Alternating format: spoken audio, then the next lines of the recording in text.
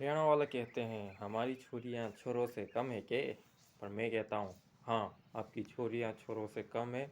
और सिर्फ इतना ही नहीं, और सुनिए, आपकी छोरियां पूरे देश में किसी भी और राज्य से कंपेयर कर रहे तो सबसे कम है। जी हाँ, यहाँ बात काबिलियत की नहीं, नंबर्स की हो रही है। अभी कुछ महीने पहले ही एक शॉकिंग डेटा निकल के आया है, जिसमें चाइल्ड सेक्स रेशो पर एक रिपोर्ट आई है। चाइल्ड सेक्स रेशो क्या होता है? 0 से 6 वर्ष के बच्चों का रेशो, यानी 1000 बच्चों पर कितनी 1000 लड़कों पर कितनी लड़कियां पैदा हो रही है या फिर इस उम्र में है। तो ये रेशो हरियाणा का अभी तक का था 925, जो कि पहले ही कोई अच्छा नहीं है कि 1000 बच्चों पे 925 बच्चियां हैं। लेकिन चिंता का विषय ये है कि ये और भी गिर के अब 895 ही रह गया है, 895।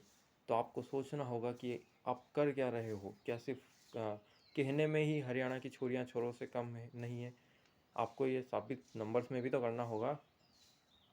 पहले ही हरियाणा के अगर एक्चुअल सेक्स रेशो की बात करें, जिसमें एडल्ट आते हैं, तो 1000 मानुष 1000 आदमियों पर लगभग 850 के अराउंड ही लड़कियां हैं, औरतें हैं।